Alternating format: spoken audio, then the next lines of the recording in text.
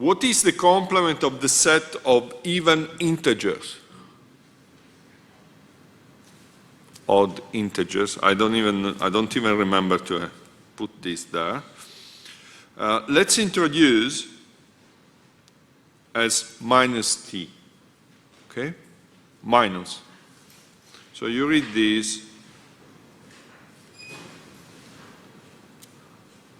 What does it mean? Is this area here, if you want to visualize it. But this is not a definition.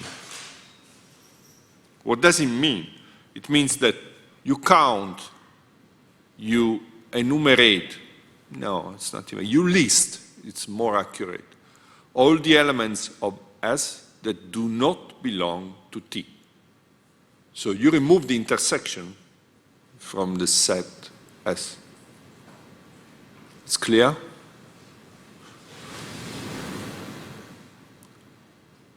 Okay, so this blue part is definitely, if you believe it, S minus T. The red part is T minus S. Now, I'm not using the whiteboard, but next lecture on Wednesday, I will definitely use the blackboard. And we will see that I can make some confusion here with this object. It's just the drawing of it. So this object means minus, can be confused with another object that we will see later that I'll try to draw like this. That is the conditioning. Not yet introduced, so at this stage there is no problem. But I will emphasize later when I use conditioning and when I use minus. Okay, these of course are, the blue part is completely different from the red part. You don't have any the way to make things symmetric, and this is called symmetric difference,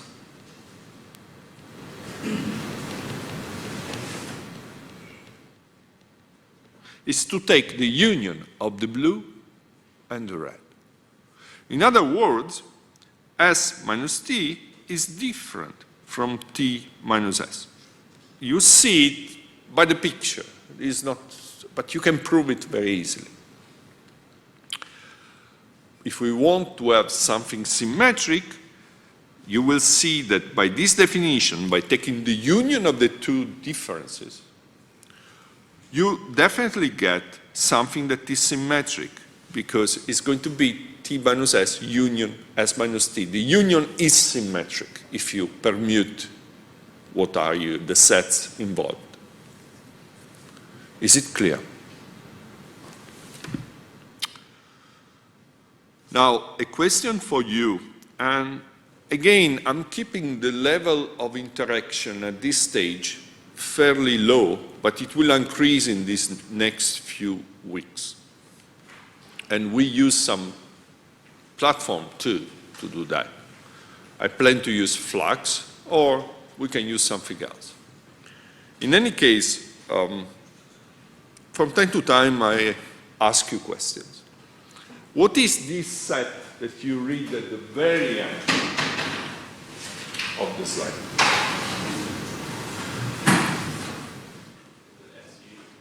Exactly. If you look at the difference, the symmetric difference, it contains the blue part, the red part. What is missing in order to have the union is exactly the intersection. You just exclude the intersection. It's the part that I left blank there. But if you want to include it through a union, well, at the end you obtain S union T.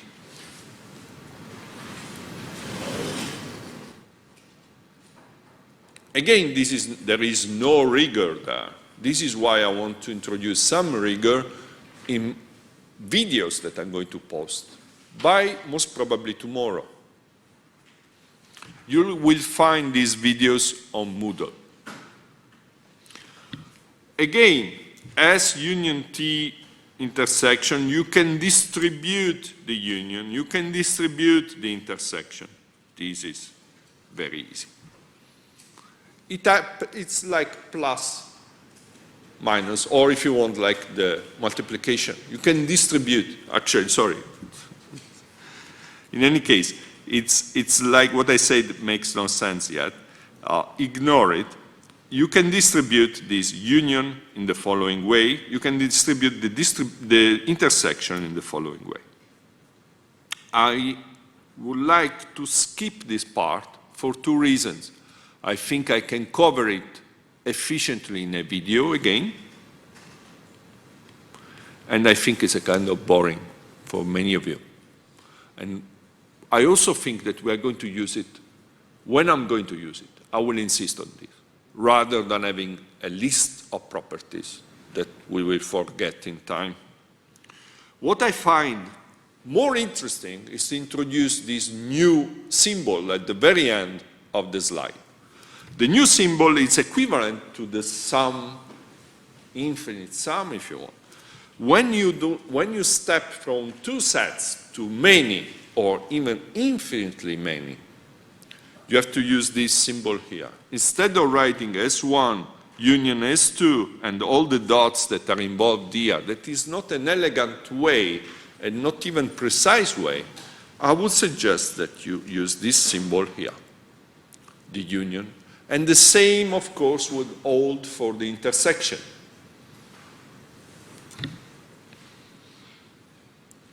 So before we go to the intersection, let me tell you that having an infinite sequence, an infinite union, can create some paradoxes.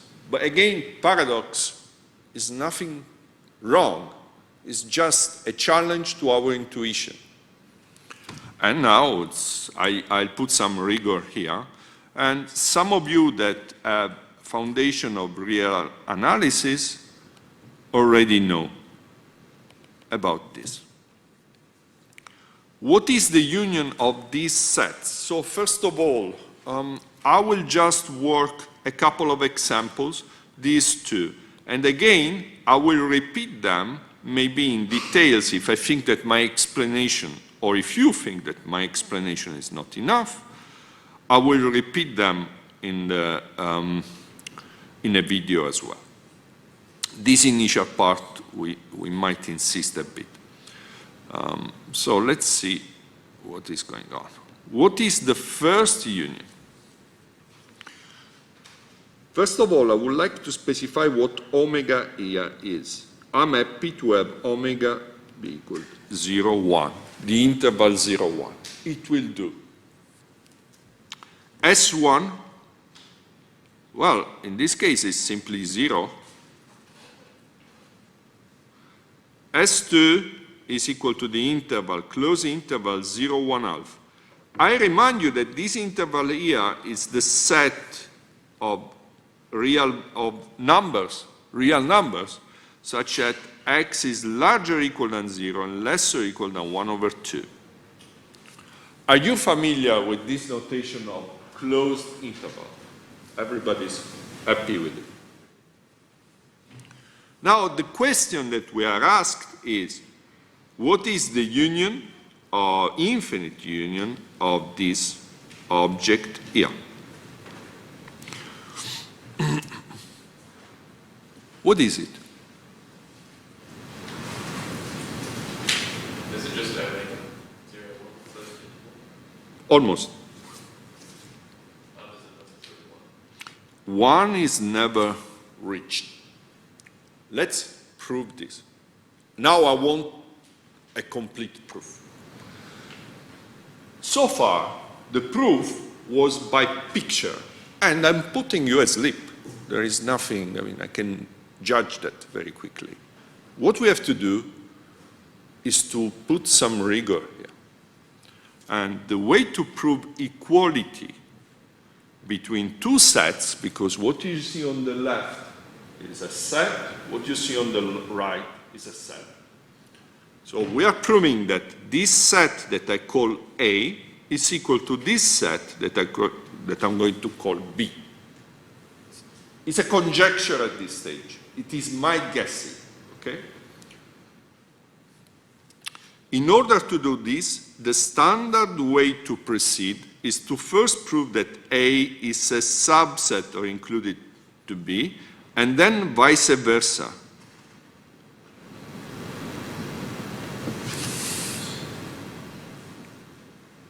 Is it clear? If I prove simultaneously these two inclusions, the only statement left is equal, to get equal. It's clear to everyone?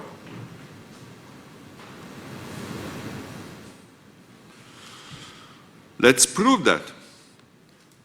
So I start with which one is the easiest? Well, A subset of B, yes, it's easy.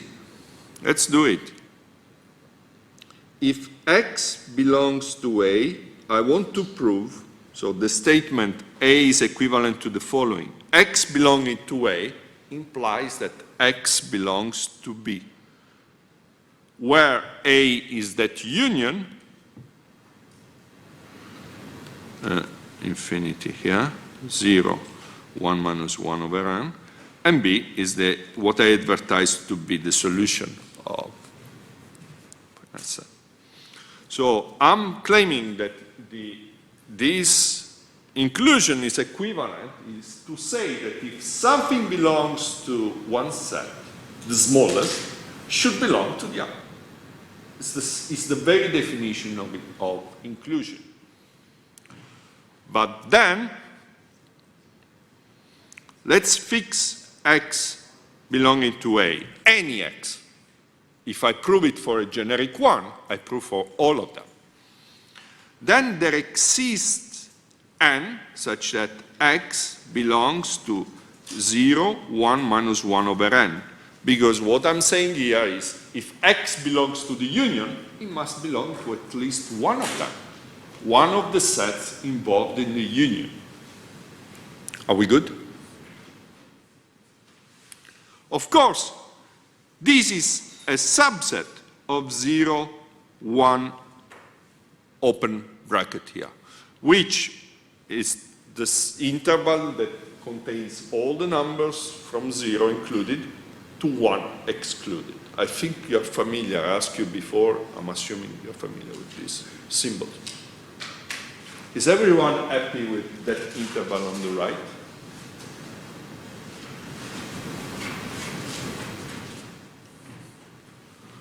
This is the set of numbers.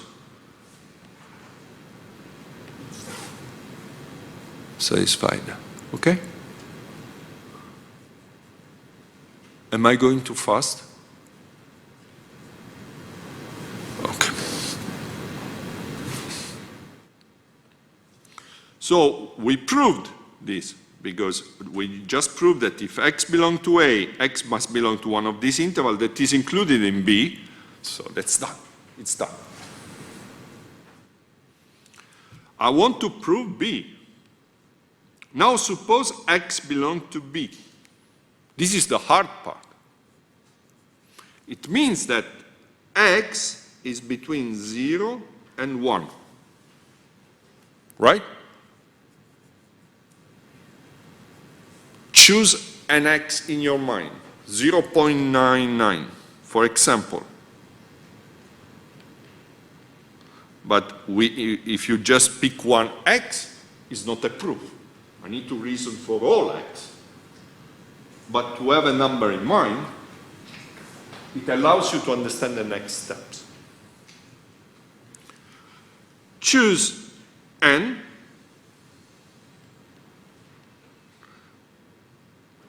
such that 1 over n is less or equal than 1 minus x divided by 2.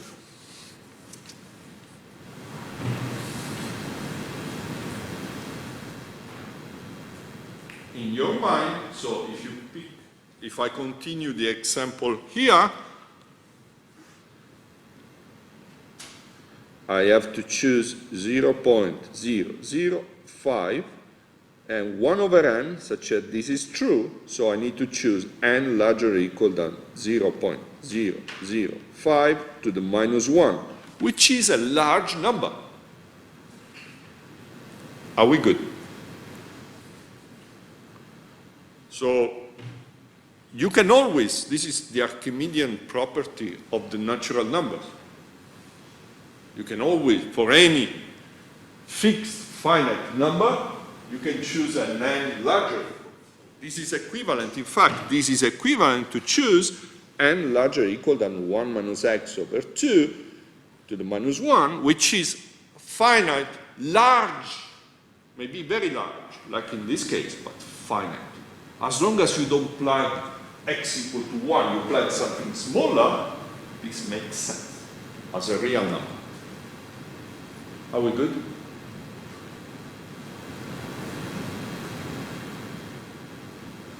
I feel we need those videos.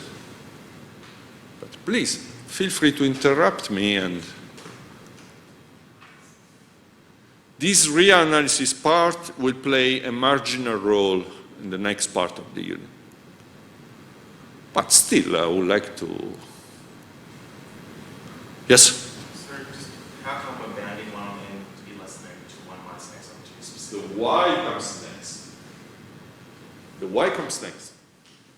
It's the core of... And there is nothing special about 2 on the denominator. If I put 3, it would work. I just have to choose something. I could have chosen a parameter, but then I would have lost. So you could do this in many different ways. So let's answer the question, why you're doing this? 1 minus 1 over n. I'm looking at this interval, right? Is it correct?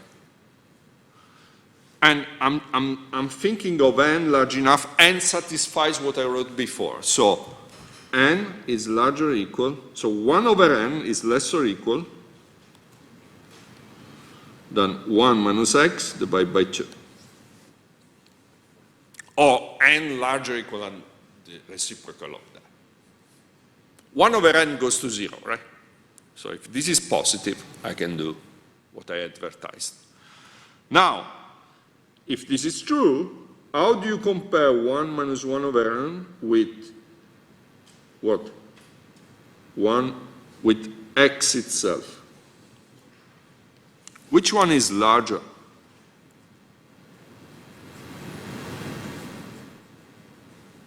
My claim is that this is true. So this is a claim. And I could have done this in many, many ways, but let's see if this is true. 1 minus 1 over n, as 1 over n is smaller than that, is larger or equal than 1 minus x divided by 2, which is larger or equal than 1/2 plus x over 2.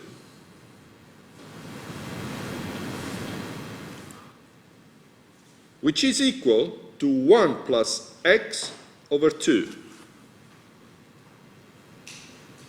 Are we good? Now, this is a linear combination. Which number is larger, 1 or x? 1. X is smaller.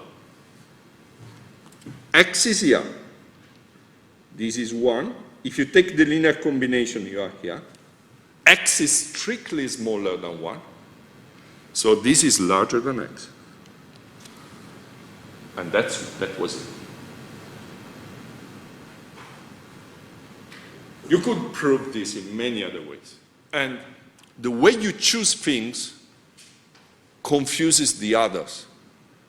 So for me, it's clear because I had the advantage of choosing the strategy on how to prove it.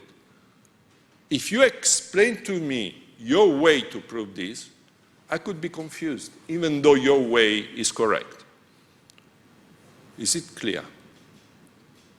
So do not get frustrated by this, if there was an issue. With this step, I still have to finish the proof. Let me finish the proof and then we complain, actually. Now that I know that this is true,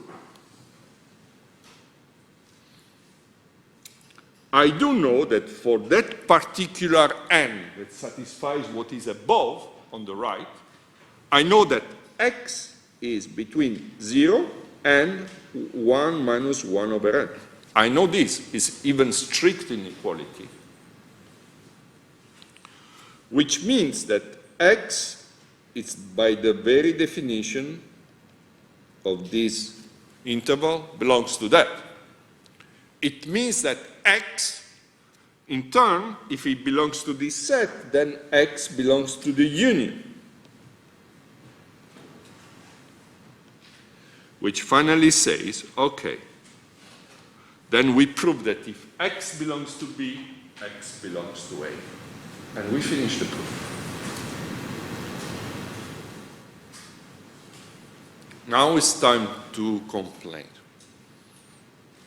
Any question about this proof? I do have if you don't have any question.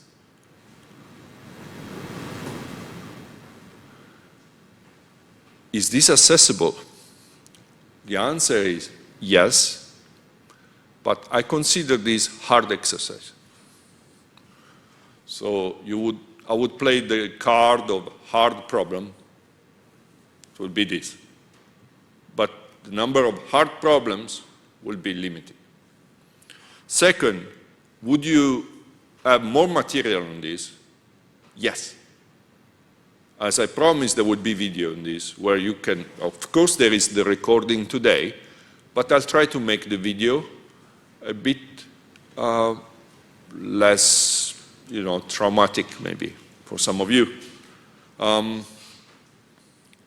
For that, I will need your feedback, what you did not understand in the proof.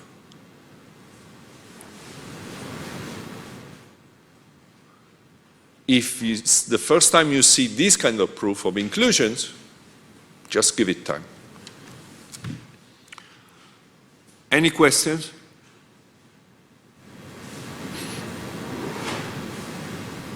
Good. Bless you. What is the second set? Bless you. What is the second set?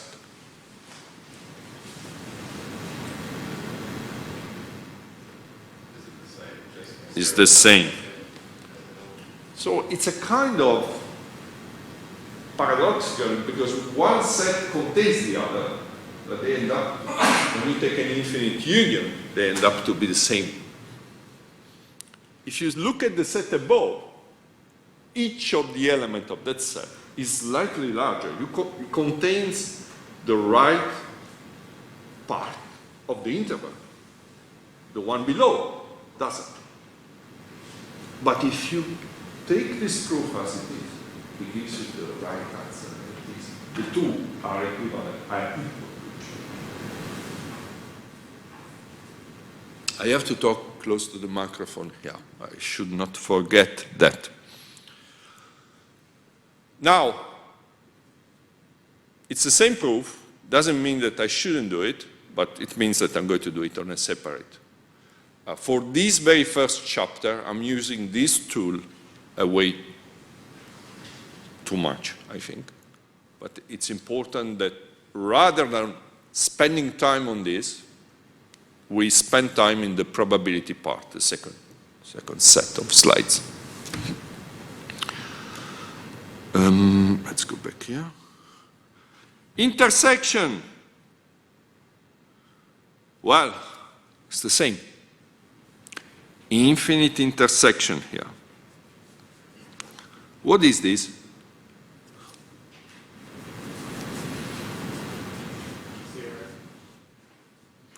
No, because there is, it's a plus there, plus 1 over n. If it was minus 1 over n, you got it right.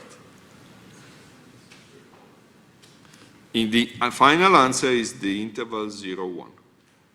What about this?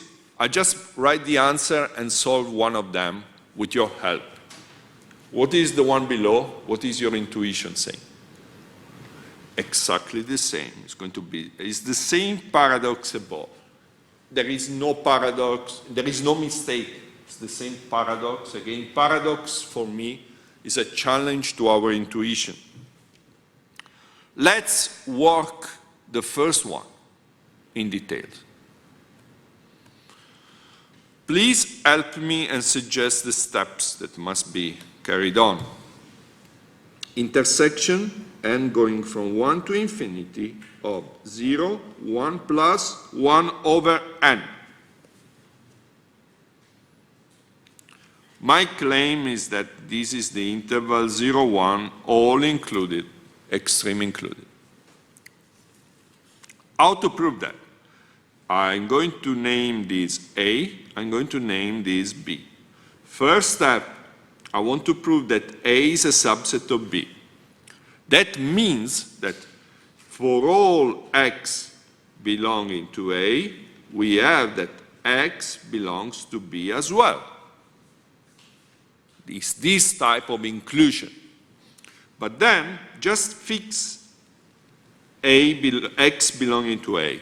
And let's conclude that for any way we fix x, this object will belong to B. Okay, let's just fix A. What do we know about A? About x, sorry. X is larger or equal than 0, and less or equal than 1 plus 1 over n for all n. For all of them, not just one choice of them. That's the interpretation, definition of intersection. Must hold at once, like a system of inequalities.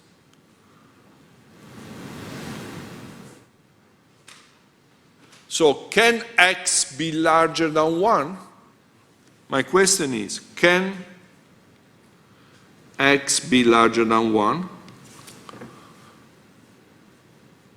The answer is no.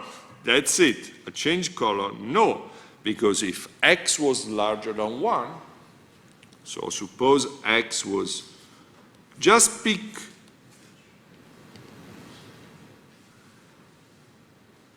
n such that 1 over n is less than 1 minus x.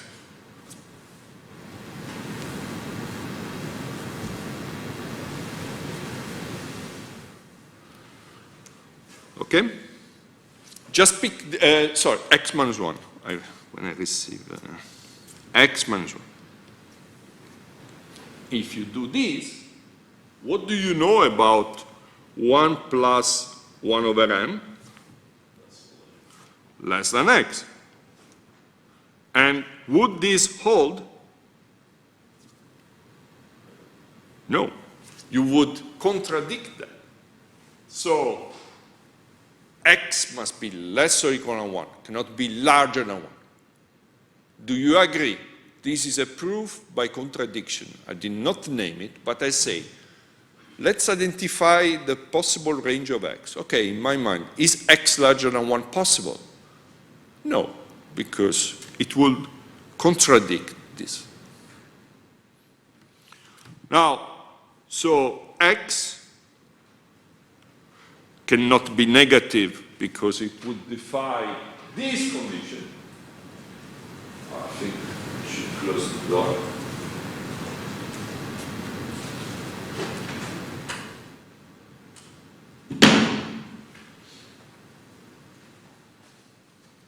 So I conclude that x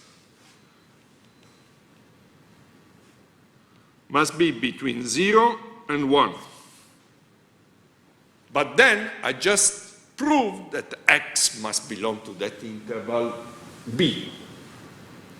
It's a proof.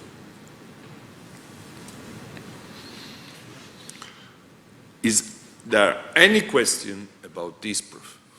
It's clear to everyone.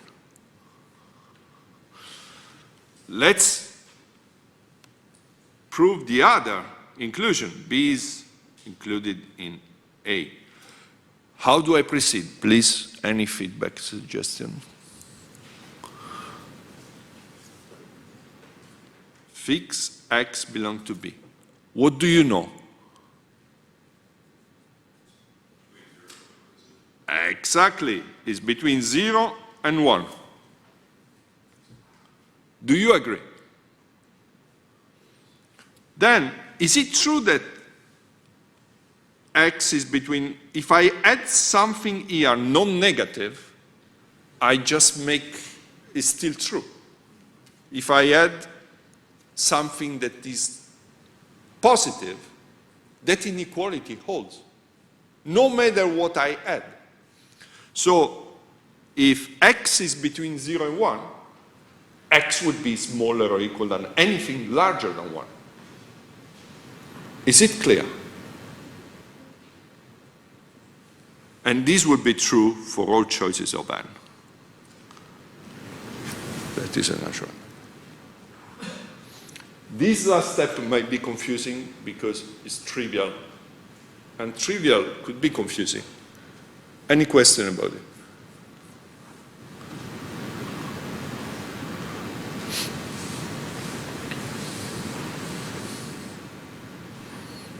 Yes? If you do like just checking the bodies, 0 is listening to x, listening to 1 is strictly less than 1 plus 1. Yep.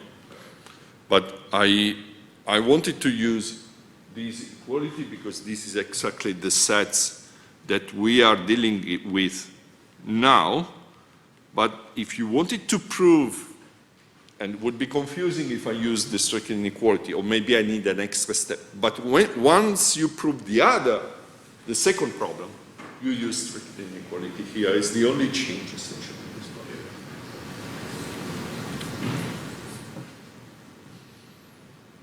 Is this part clear? Or you have, this could be confusing where I put, let's say, call that 1 plus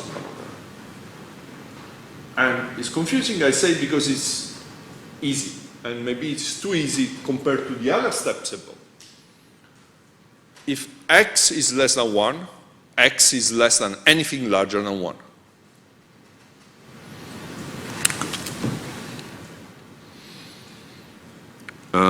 Okay.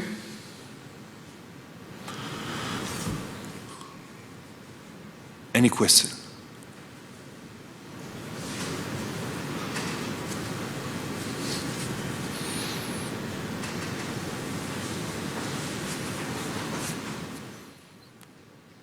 Okay, I need some feedback on this.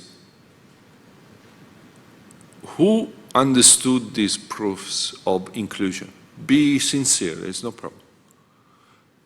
Who wants to see another of these, or you are fed up? Who wants to see another proof of this type?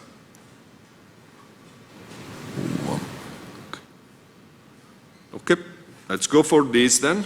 I'm going to prove that the Morgan law. I'm going to prove one of them, this one.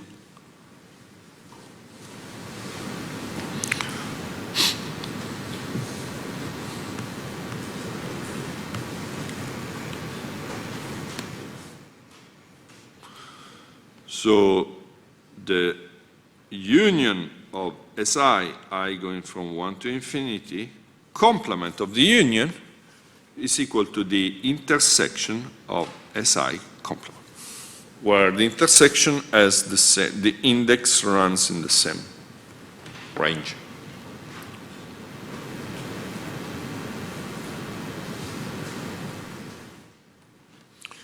I call this set A, I call this set B.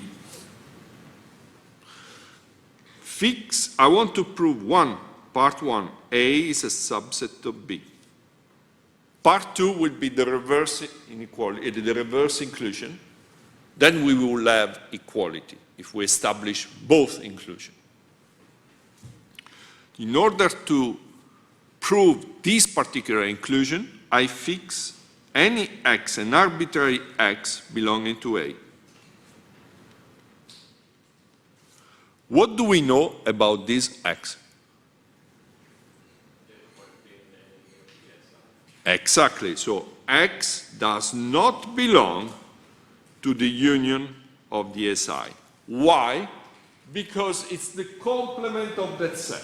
The complement means excluded from what you read in the set.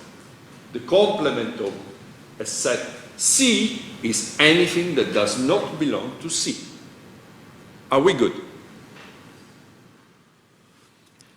Then X, what does it mean not to belong to the S, to the union? It means that S does not belong to any of them. So S does not belong to Si for all I. Because if it belongs to one of them, it will belong to the union. It's clear? It means that X belongs to the Si complement for all I. If it doesn't belong to Si, it means it belongs to the complement of it, because must belong somewhere. And finally, this means that X as for all I translates into an intersection, X belongs, I should write a bit better, X belongs to the intersection of Si complement, where I, for all I, means I going from 1 to infinity. Is this clear? Any question about this part?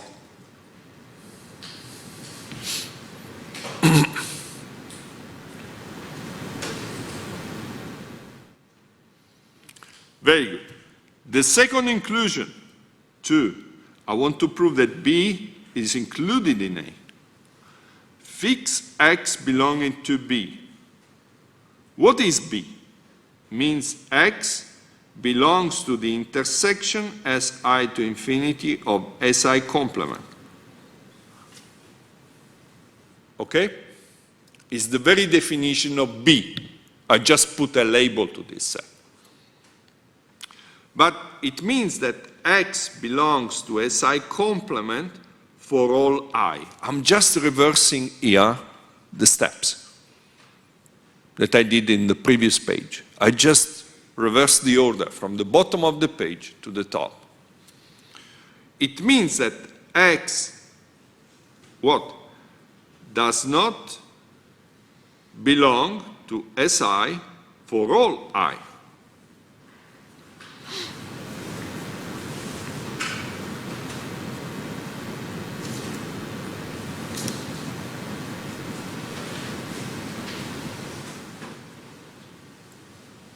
Okay? It means that X does not belong to the union of the Si, I going from 1 to infinity.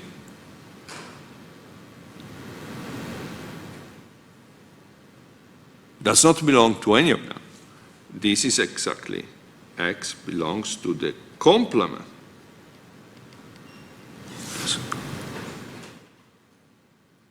Now, this part was a bit more trivial than the previous exercises. Why? Because essentially I could have done this in one step.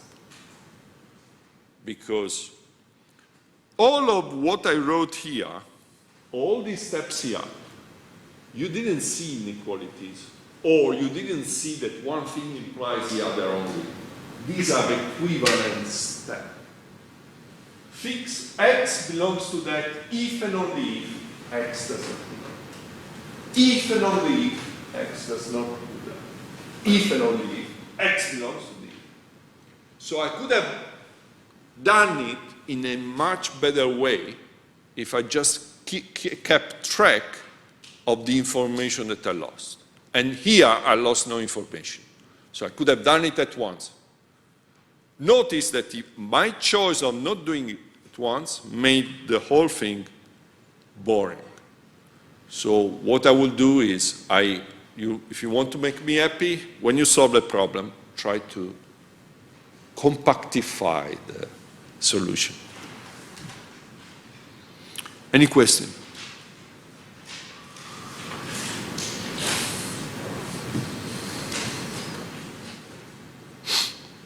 Then we start with probability. But first I want to be sure that things are inside. Notice that, you don't need to, I will cover what I left in that chapter. I will cover it through videos, Again, I need your feedback to understand if what I do with videos is enough. We'll take it from there. That chapter is not easy, but could be boring to many of you, for many of you.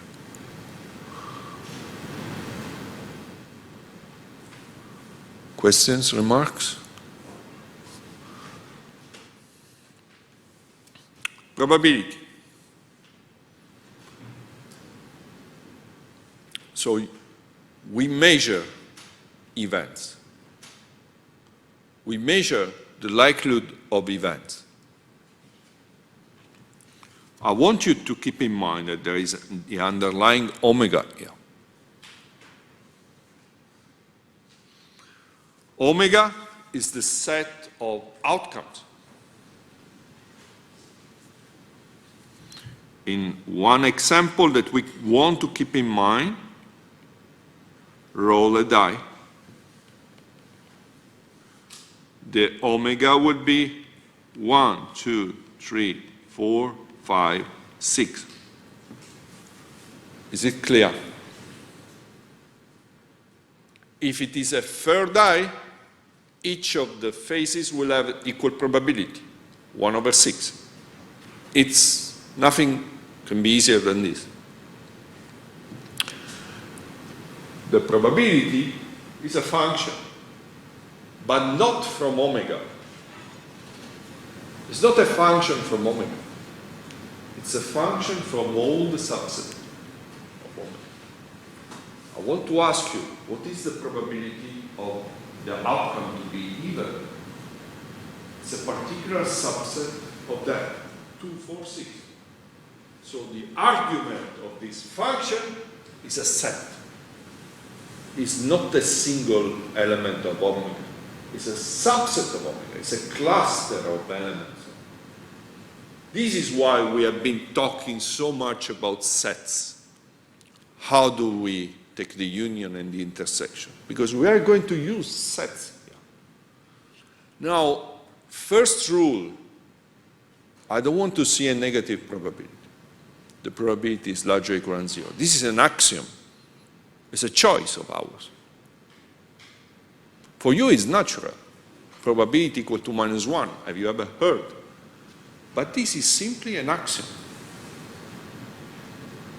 When you take measure theory, you will see measures that are negative. This is a measure. It's a particular one. Second, and this is another axiom, means it's our choice, something we set. I don't want to see a probability larger than 1. But again, this is something we decide, we agreed on. Is this clear? The third axiom, something we agree on, is that if I have events, and by event I mean sets that are pairwise disjoint, the probability of the union is the sum of the probabilities of each of those events.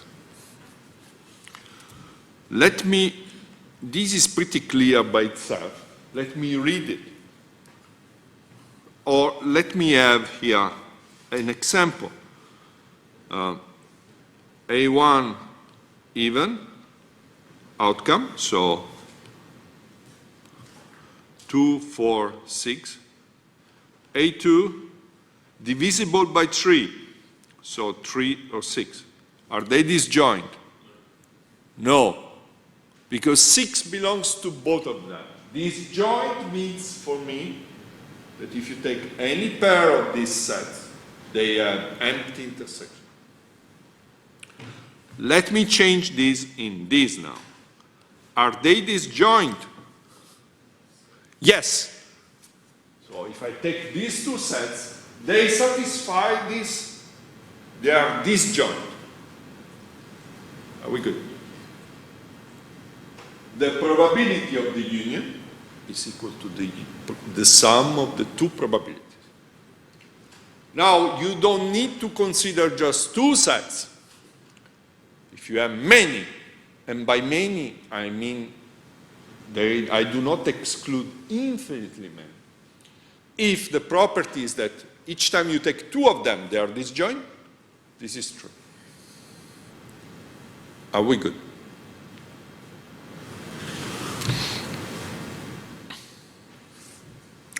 This is an extremely powerful property to assume, especially with infinite there. There is a book, How to Gamble If You Must, that is a classical book.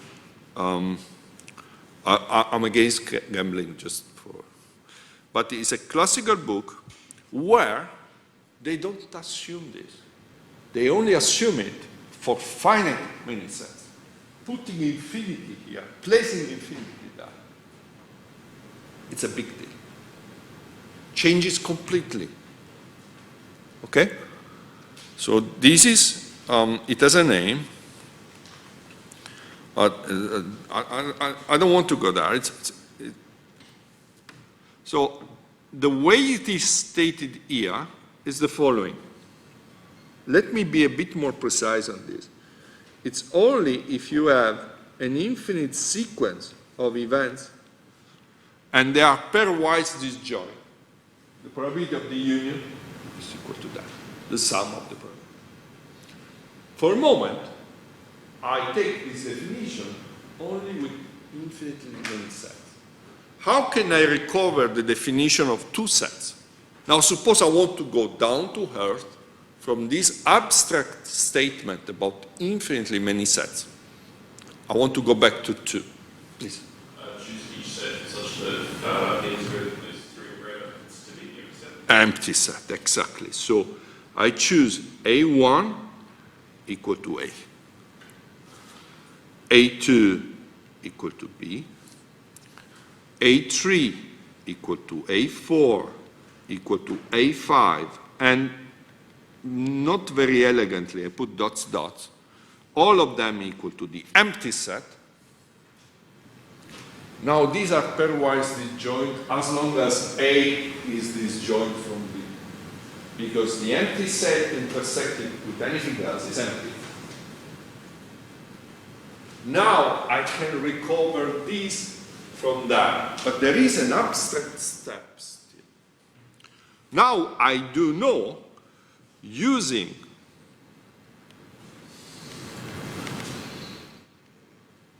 third axiom,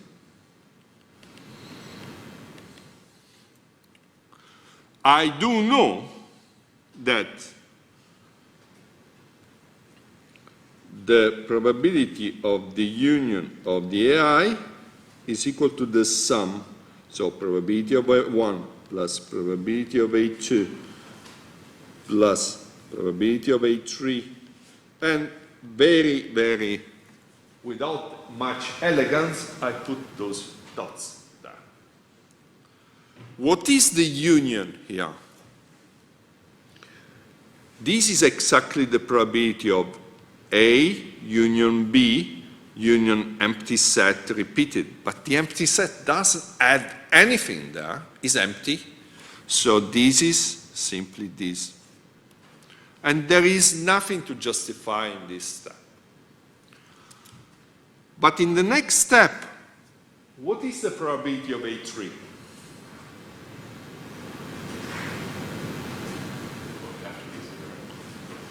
It has to be 0, but why is 0? Yes? Yes, but do I see anything here that implies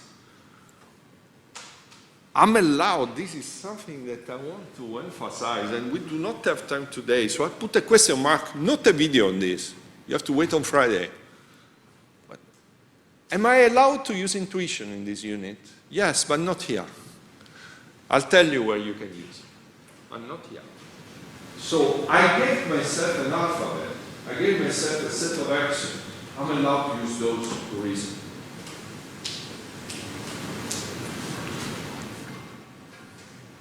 And this reminds me that it's a good time to stop. Do you have any question for me? Yes? Is the reason to learn that sequence of like integrated for to draft